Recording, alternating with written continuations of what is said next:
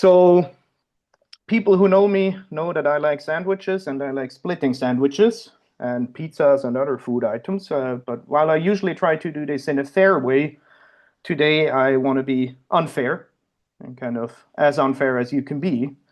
So I will talk about the so-called alpha ham sandwich theorem, which is a theorem that gives conditions when you can split a sandwich unfairly.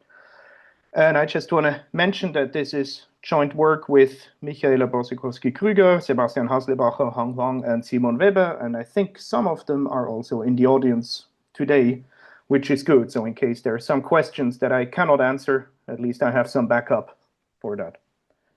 All right, by the way, whenever you have any questions along the way, just feel free to drop in anytime and ask. Okay, so before talking about unfair splitting of sandwiches, let me talk about the fair case, so the famous ham sandwich theorem. So this is by now, well, almost 100 years old. And it says that if I give you some mass distributions in R to the d, namely d of them, then there is a hyperplane that simultaneously bisects all of them. So what is a mass distribution? It can be very general. You can think of it as a measure. The only condition on mass distribution is essentially that whatever maps you want to do on those that you want to be continuous will be continuous. So I don't want to get into too much details about what that means, but you can think of it, for example, as the volume of some compact subset or something like that. Okay, so for example, here we might have this red mass distribution where I would think of it as just the area of this red thing and this blue mass distribution. And so these are two-dimensional mass distributions. We're in the plane, and then the theorem says that there is a hyperplane. So in the case of the plane, that's just a line which splits both of them in half simultaneously. Now, today, I will actually not talk a lot about mass distributions, but I will talk about point sets. And, well, we can just get an analogous statement for point sets. So we would here have a red point set and a blue point set, and this line, if you count it, it has exactly half of the red points above and half of the red points below, and same for the blue point set. And the proof of this is essentially, well, we replace every point by a little ball, and then we apply the normal ham sandwich theorem, and we round, and at least if the points are in general position, so no 3 on a line, then everything works out nicely, and you don't have to worry too much about rounding issues. And so for today, all my point sets will be in general position, so that I don't have to care about this. Okay, now this works no matter how your points lie. It's called the ham sandwich theorem because you can think of one mass to be your bread and one mass to be your ham. And so you can put these together into a sandwich in whatever way you want. And what this theorem tells you is that if you want to share this sandwich with your friend, a single straight cut is going to suffice. If you're in 3 dimensions, then you can also add cheese, and it's still going to work. And it really does not matter how you assemble the sandwich. So I think it's, and Herbert Edelsbrunner, he also says that this still works if the cheese is still in the fridge. Okay, but now what if you don't want to be fair? Maybe I like cheese a bit more and you might like ham a bit more. So maybe you want to find a split where we both have half of the bread, but I get 80% of the cheese, you get 20% of the cheese, but you get 70% of the ham and I only get 30% of the ham. And this will not be possible in general, but there are some conditions under which such cuts are still possible. And the one condition for this that turns out to be the correct one is the so-called well separation condition. So what do I mean by well separation? So formally speaking, if I give you d point sets or mass distributions, I say that they're well separated if for any index set, you can find a hyperplane which separates the convex hull of all the points or all the measure in these index sets, in the sets that are in my index set, from the convex hull of the rest. So let me give you an illustration. So if this is my attempt at drawing something in R3, because in R2 it's not such an interesting definition. So in R3, I might now have 3 point sets, red, blue, and green. And what the well separation condition says is, well, I should be able to find a hyperplane which separates red from blue and green. So one index set. But I should also be able to separate red and blue with a hyperplane from green. So that is the case that I have depicted here. I should also be able to find a hyperplane that separates blue from all the rest, and so on and so forth. And so in general, in higher dimensions, for any subset of the indices, you can separate these point sets by a hyperplane from all the rest. So that's 2 to the d different hyperplanes that you need to find. Okay. And then the alpha-Ham sandwich theorem says that, well, this is essentially the condition that you need for all possible biased cuts to exist.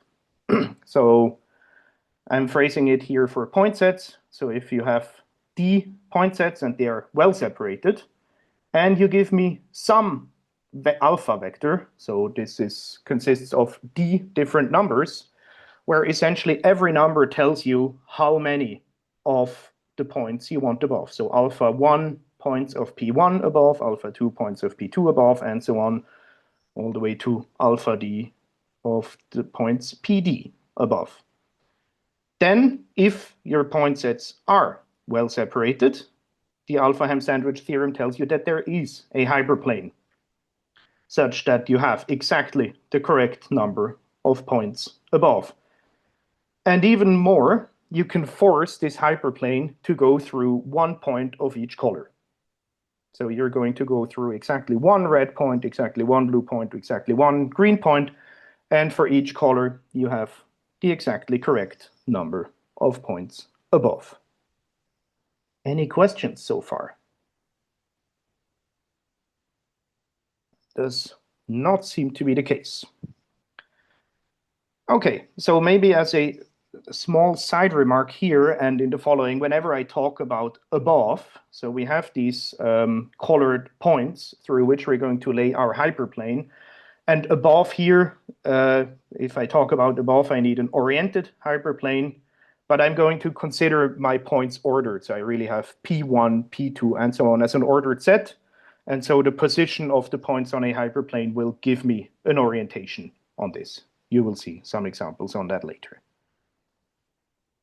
Okay, so maybe a short history on this alpha-Ham sandwich theorem.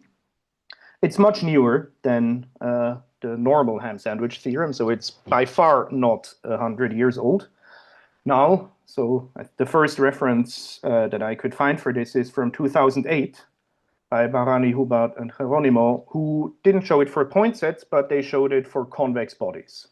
So their statement was something similar, saying that you can split the exact correct ratio of every convex body if they're well separated. And then 2 years later, Steiger and Schau generalized this to point sets, and so now you don't have any convexity assumptions or so on.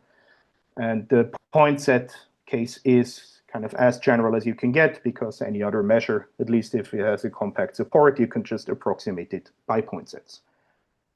Okay, and so this was kind of the status quo until very recently, and I knew this theorem a long time ago. I used it a lot, and also one of my co-authors, Simon Weber, together with other co-authors of the paper, we used it in some of our papers.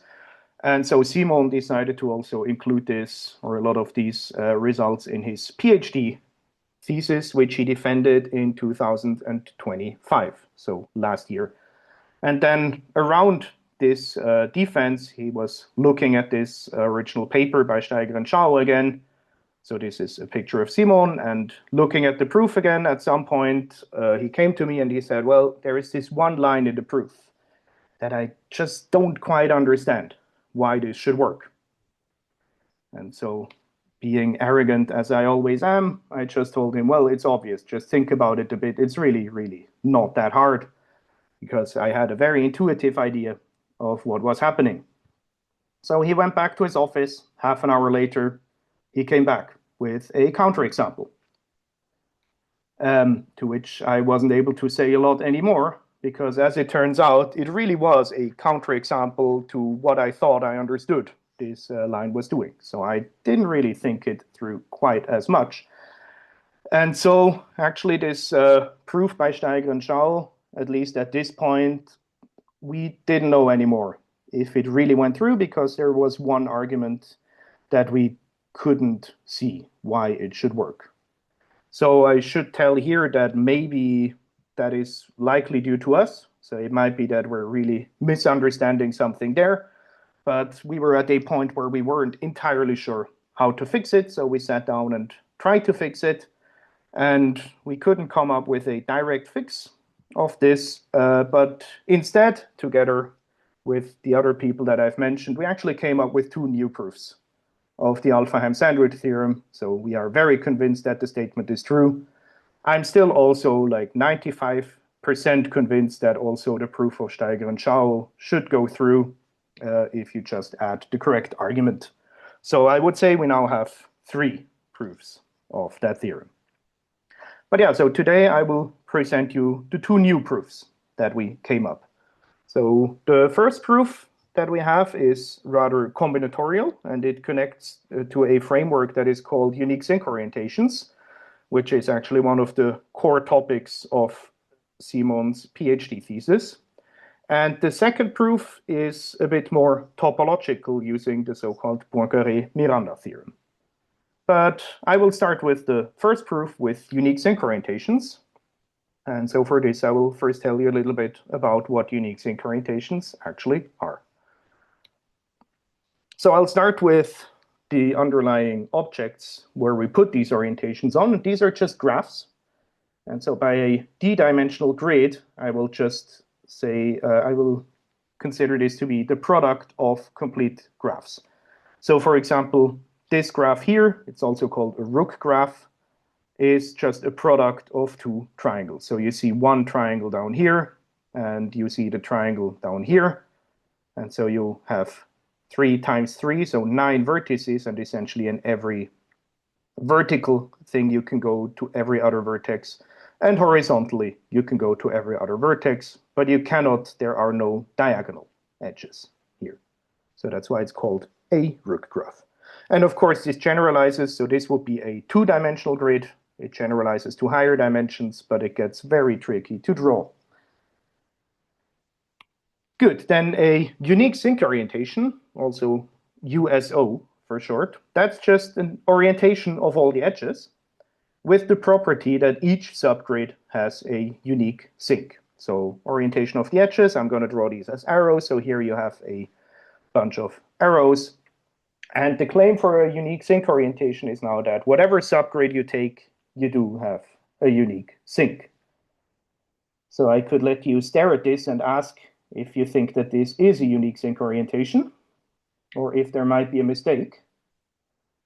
And if I ask like this, then of course there is a mistake. So this actually turns out to not be a unique sinc orientation, because if you, for example, look at this 2x2 grid that I highlighted here, then you will see that the induced graph that you have here is a cycle. And so in particular, this subgrid does not have a sinc at all. So we have found a subgrid which does not have a unique sinc. So this will not be a unique sinc orientation.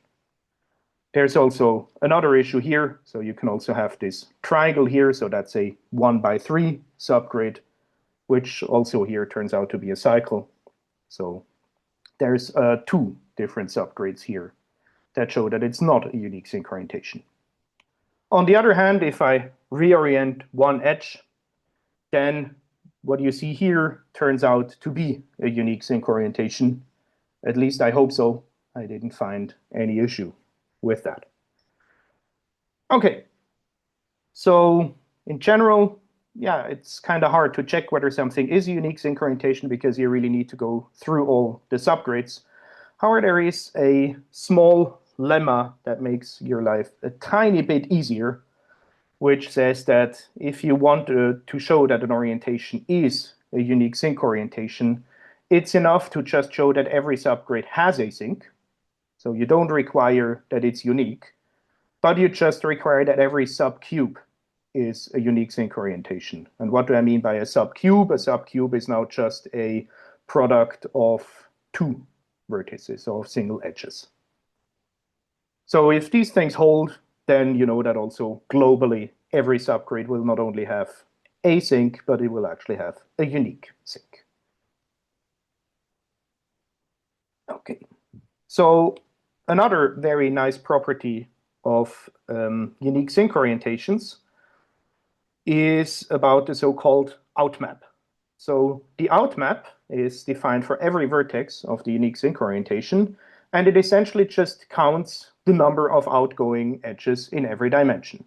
So for example, if we look at this top left vertex, and we look at the first dimension, so going to the right, then we see that all of the edges to the right are incoming. So it has out degree 0 in the horizontal direction. And if we look at the vertical edges, so here we also have two outgoing edges, and they're actually both really outgoing. And so we have two outgoing edges in the vertical direction. So we write this as outmap 0, 2. And of course, if you have a d-dimensional grid, then this will be a d-dimensional vector.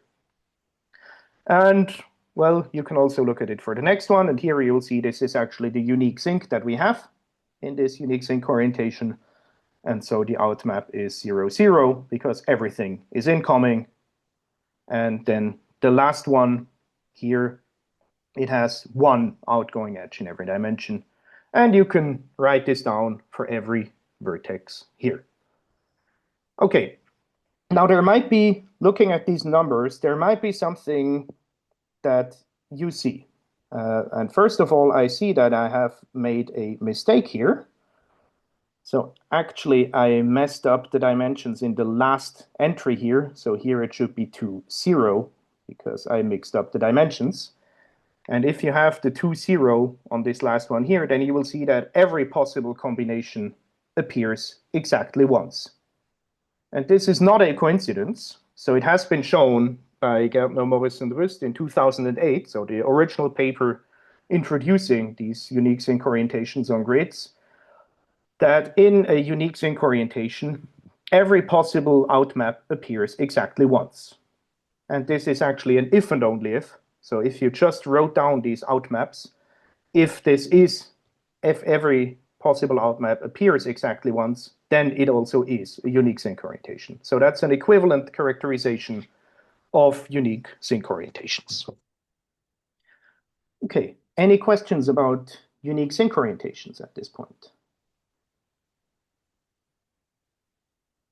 Doesn't seem to be the case. So there's a lot of literature and a lot of work that has been done on unique sync orientations, in particular when it comes to trying to algorithmically, with as few queries as possible, finding the sync. But for us, we are essentially just interested in this lemma and this theorem that says that the outmap appears exactly once. Because this is all we need to prove ham sandwich, the alpha ham sandwich theorem, as I will try to convince you now. So the first proof, or at least the sketch that I'm going to give you, well, we're going to start with our well-separated point sets, and we will build a unique sync orientation out of this. And how do we do this? Well, first of all, here we have 3 red points and 3 blue points, and so we will take a product of a K3 and a K3. If we had n red points and m blue points in the plane, it would be a product of an Kn with a Km. And of course, if we're in higher dimensions, then we will also get a larger dimensional grid. And now let's, for example, look at the line through the red point A and the blue point X. And I've given this line an orientation inherited by the colors. So I'm always going to orient them from red to blue. And then I will say above is the same as to the left and below is the same as to the right. So that's how I meant, what I meant by the orientation is given by the points on a line. Okay, so this line through, or directed line through A and X, will correspond to the point AX in this grid up here. And now we will look at all the other points that we have. So we see, for example, here that the point y, the blue point y, lies above this directed line.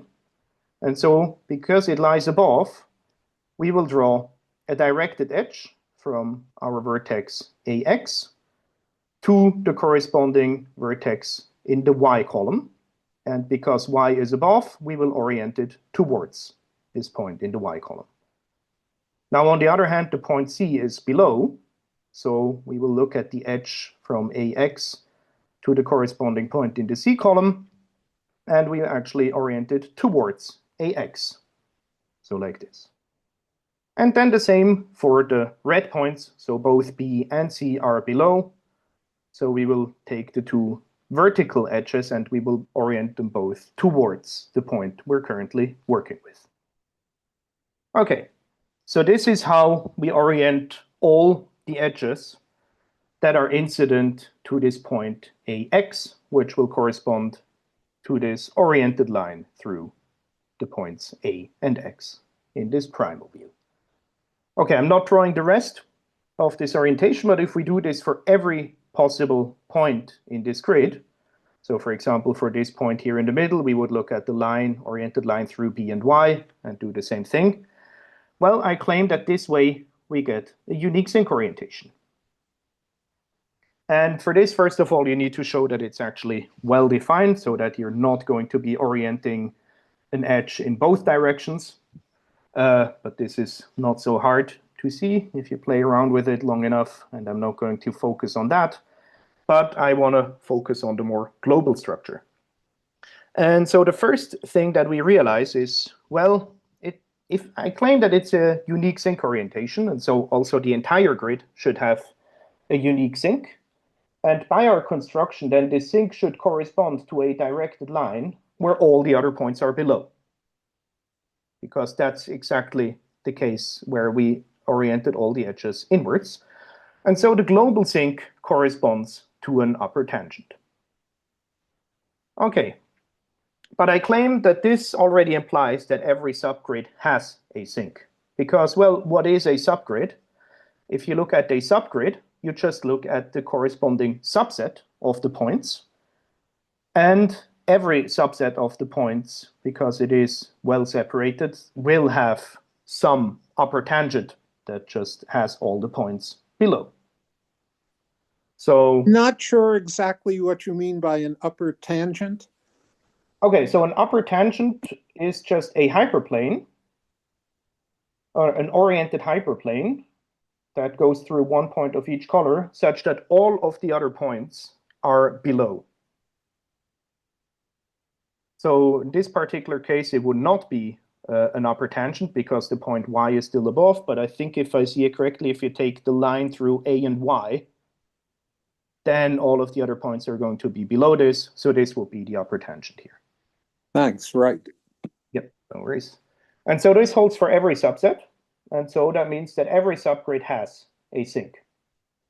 So if you think back to this lemma that we had before, well, we have that every subgrid has a sinc. So if we want to show that it's a unique sinc orientation, it remains to show that every subcube has a unique sinc. Well, but what is a subcube? Well, that just corresponds to the case where we only have 2 points per color class. And then if you only have 2 points per color class, there's many ways how you can find out that this is a unique sinc orientation, but maybe the easiest way is you just take their convex hull and you apply the result by Barani, Hubbard, and Geronimo on convex alpha Ham standard theorems. And so for 2 points, you can convince yourselves, 2 points per color class, you can convince yourselves that this actually is a unique sinc orientation. And so by the lemma that we had before, we get that this orientation that we defined here is indeed a unique sinc orientation. Well, but now, if it is a unique sinc orientation, we can use the other theorem, which tells us that the outmap is every outmap appears exactly once. But then, what does it mean that some vertex has some outmap alpha? That just means that, well, we have exactly alpha 1 points above, of color 1, alpha 2 points of color 2 above, and so on and so forth. And so by this purely combinatorial structure of unique zinc orientations, we now get that the vertex with outmap alpha by our construction actually corresponds to an alpha cut. And so this shows that every alpha cut has to exist because every outmap exists. Okay. Any questions about this? I have a question. Yes, Boris. So first of all, by a subcube, you mean just a product of 2 times 2 times 2 times 2? Exactly. Yeah. And secondly, it seems like in order to prove this, you need sort of a special version of the same theorem for cubes. Or do you have another alternative argument that does So not I mean, hold? yeah. So the first argument is that, well, for cubes, you can only just look at the convex hull of two vertices, which is just going to be the line segment between them, and you can just apply the convex case, which is the one proven in 2008. Another argument is that, well, every subset of the points is still going to be well separated. And so well separation on this set of 2 points in each color class now just means that all of the 2 to the d many different pi tangents have to exist. And then each of these pi tangents is also going to be exactly the correct outmap. So there are several ways how you could see this. Does this answer your question? You. Good, thanks. Okay, so that was the first combinatorial proof. So let me go to the second proof, which uses a topological tool called Poincaré-Miranda, but it also uses a dual version of the problem under the so-called point-hyperplane duality. So for those that might not know it, here is a brief refresher of this, or at least what I'm going to use for that. So as you could guess from the name, it's a bijection between points in hyperplane, and I'm calling it order preserving here. That might be a bit of a misnomer, but let me explain what I mean by that. And again, in the example of R2, so in R2, we would take some points and we map it to lines, and we can do this in the coordinate form. And you don't really have to care about the exact coordinates. What you need to care about is that, well, points, so this blue point here might turn into a blue line in the dual. On the other hand, lines in the primal, so these two black lines, they turn into points. And first of all, this thing is incidence preserving. So if you have a point that lies on a line, then in the dual, the corresponding point will also be on this line. And so in particular, the intersection between two lines will be the line through the 2 points. So it's incidence preserving. But even more, it's what I call order preserving. So if you have a point P above a line and a point Q below it, then the dual point of the line will be above the dual of P and below the dual of Q. So above-below relationships get preserved, and you can choose to have it either positively or negatively. So you could also swap and say that Q now has to lie below, but I'm going to mix up above and below a lot, which doesn't matter because it's just one global choice in the end. And the same thing also works for points and hyperplanes. So now every point will turn into a hyperplane, every hyperplane will turn into a point. And so in particular, our point set that we have in the original, in the dual, will turn into a hyperplane arrangement. Now the alpha cut that we're looking for, this will be a hyperplane through the points. So in the dual, we will be looking at intersections of the hyperplanes. So a unique point. And an alpha cut, so a hyperplane with the correct number of points above, in the dual is now going to be an intersection of hyperplanes with exactly the correct number of remaining hyperplanes above. Okay, so we're going to dualize this problem under this duality. So if we start again in the plane with a point set, after dualizing, we now have some line arrangement. And again, it has here two colors, red and blue. Now we still have this well separation condition, which says that all of these bisectors for every index set need to exist. And now the bisector, which before was a hyperplane, which just has all the point sets on the correct side, this now corresponds to a point, which lies in some cell with exactly the correct colors above and the correct colors below. And so you will see that here in this example, this line arrangement is actually well separated because we can find some cell here with the red lines above and the blue below. We can find a cell, whoops, that one should be over here, of course, with all the blue ones above and the red ones below. And we also kind of have the trivial ones, so ones where both red and blue are above, and the ones where red and blue are below. Okay, so this is kind of the dual version of well separation. Now, what we're going to do is we're going to look at the so-called alpha I levels of each color class. So the alpha I level of a color class I is just all the points on hyperplanes of this color with exactly the right number of hyperplanes of this color above it. So for example, here for the red one, we would look at the maybe 1 level. So for every point here, we want exactly 1 red line to be above. So if we look here, we follow it, there's always going to be 1 above and 2 below.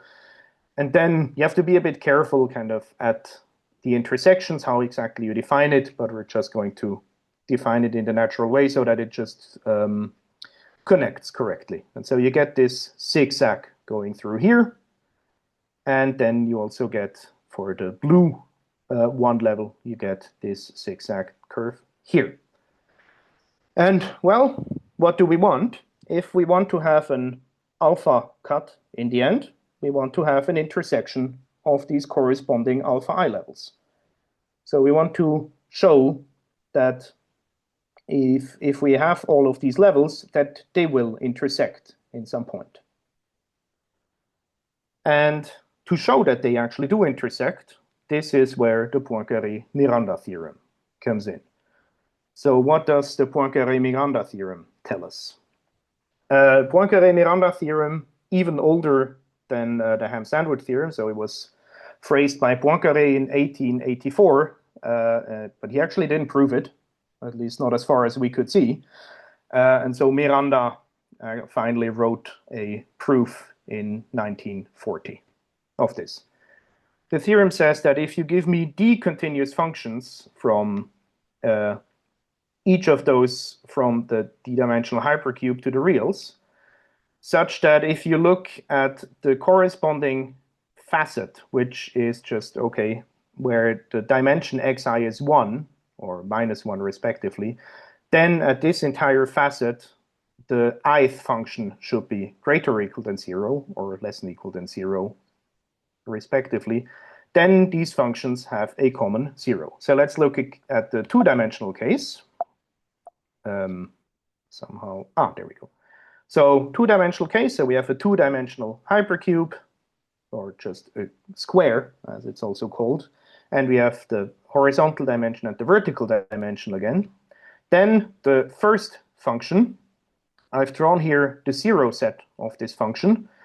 This has to kind of go from the top to the bottom, because what the condition says that, well, the entire facet over here, so where the first coordinate is 1, this here cannot be negative for this first function. And on the other hand, the left boundary cannot be positive for the function. Okay, so it kind of splits these two facets. On the other hand, the second function, f2, that's with respect to the second coordinate now, here the top facet has to be non-negative, and the bottom facet has to be non-positive.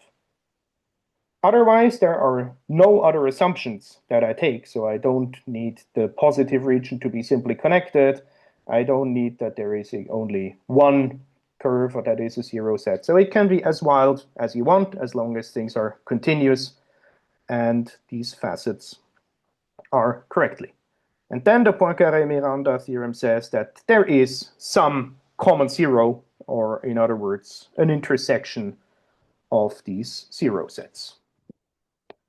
Okay, and as it turns out, this is exactly what we need for the alpha ham sandwich theorem, because it looks very similar, except we don't have a cube. So here the things look very general, but we have something that looks like a cube, because we have these, in this case, 4 different points in these cells that we get from well separation. And in general dimension, we have something like 2 to the d of those cells, which split the the hyperplane arrangement in the correct way. And so we can just extend this so that it looks like a hypercube. And then, well, looks like a hypercube. So we might as well take some homeomorphism of our ambient space to actually turn it into a hypercube. Okay, so after this homeomorphism, the situation might look something like this. And of course, we don't have line arrangements anymore, right? Because we took some homeomorphism, and that was certainly not going to preserve lines, but we don't care. But we still have these levels, so the red level and the blue level.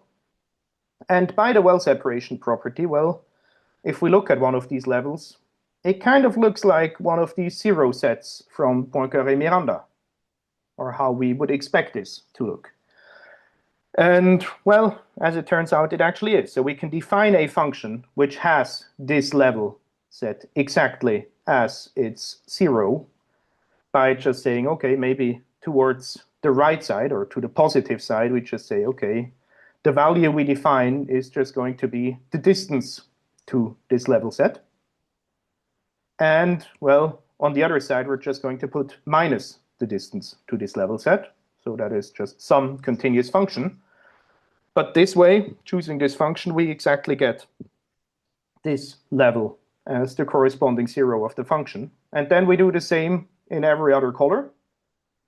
And then Poincaré-Miranda tells us that these levels actually intersect. And so by our construction and by point-hyperplane duality, this intersection actually corresponds to the alpha cut that we wanted. All right. So for this second proof, as it turns out, we can generalize this quite a bit. And I mean, not the proof. I think delta. Sorry, there was a question?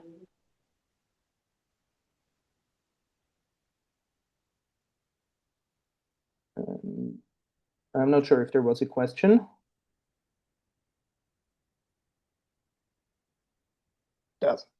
Doesn't seem to be the case. Sorry about that.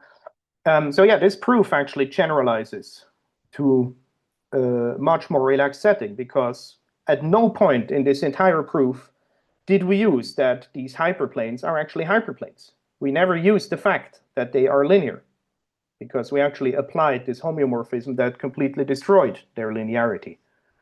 And as it turns out, we don't need to assume this. So this whole proof still goes through in a much more general setting of pseudo-hyperplanes. And we don't even need pseudo-hyperplane arrangements where any d of them intersect nicely. All that we want is that it's kind of generic enough in the sense that if you take any k of these pseudo-hyperplanes, they will just intersect in some d minus k dimensional manifold.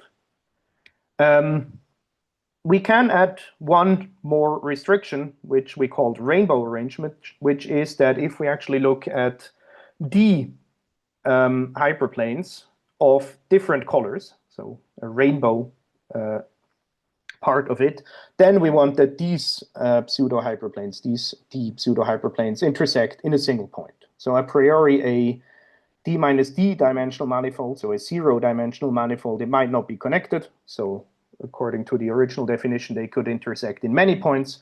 But for a rainbow arrangement, we want that at least the colorful choices intersect in a single point. And then this could look something like this. So this will be a 2-dimensional rainbow arrangement. So you see that you have some red curves and some blue curves. and every red and every blue intersect exactly once, but the intersections of the blue can be very wild. But still, the entire proof goes through, and it shows that the alpha cuts still exist for well-separated arrangements. And then by a counting argument, if we have a rainbow arrangements, then all of these cuts will actually be unique. A second way how you can even relax this further is also, well, the only place where well separation came in was to argue that we can build this hypercube around it. So all that we needed is that the levels are between the cube facets. And well, this works if they're well separated. But even if the points are not well separated, there might still be levels for which this is true. And for the levels for which this is true, we can still apply the same argument. And so this also allowed us to generalize well-separatedness with so-called beta-gamma separated, where beta and gamma are now also vectors. And I'm assuming that beta is less or equal than gamma, and this is really component-wise, so every single component. And then, well, it's just the corresponding thing to well-separated. So well-separated would just be 1 and cardinality of pi separated. It just essentially says that these corresponding levels have to go in between. So maybe the easiest is to have kind of a schematic sketch. So in the first dimension, we might have beta here and gamma here. In the second one, we might have beta here and gamma here. And what beta-gamma separated means is essentially just that all of these cuts here exist. So there is some cut with exactly beta 2 above and beta 1 above. There is a cut with gamma 2 above and beta 1 above, and so on and so forth. And then what our proof gives us is that, well, if some generalized arrangement is beta-gamma separated, then for any intermediate value, there is an alpha cut. So that kind of means we fill out this entire box between here. And so in this entire red shaded area, for all the corresponding alpha vectors, this cut also exists. Okay, so this Poincaré-Miranda proof generalizes to many settings. All right, so I think to conclude, we have two new proofs of the alpha-Ham sandwich theorem. They're all quite different. So the first one is very combinatorial and highlights this connection to unique zinc orientation. And the second one is more topological via this Poincaré-Miranda theorem. And in particular, the topological proof I like a lot because it extends to many settings, and in particular, it extends to pseudo-hyperplane arrangements. And pseudo-hyperplane arrangements are a geometric realization of oriented matroids. And so as a corollary, for example, we get an alpha-Ham sandwich theorem for oriented matroids, but it even generalizes more. And the topological proof also allows relaxing this well separation condition. But there's a bunch of questions that I also like that are still open. So for example, the original Ham sandwich theorem is usually proven via the Borzechowski theorem. And there is also a result that says that the Ham sandwich theorem, at least for mass distributions, is actually equivalent to the Borzechowski theorem. And so one could wonder now, is this maybe something similar the case here? So is there maybe some variant of the alpha-Ham sandwich theorem that might also turn out to be equivalent to the Poincaré-Miranda theorem? Another interesting question that I like to think about from time to time is the computational complexity. So if I give you some points in R to the D and they are well separated, you know that the Ham sandwich, alpha-Ham sandwich cut exists. Can you find it? Or how fast can you find it? And it's known that it's in a class called UEOPL, which stands for unique end of the potential line. And as it turns out, that zinc finding in unique zinc orientations is also in this class. However, there's many people, including me, that believe that zinc finding in USO should actually be faster than the hardest problems in UEOPL. So it could be that maybe finding alpha ham sandwich cut might also be faster. And a priori, it's not even, there might even be polynomial time algorithms for that.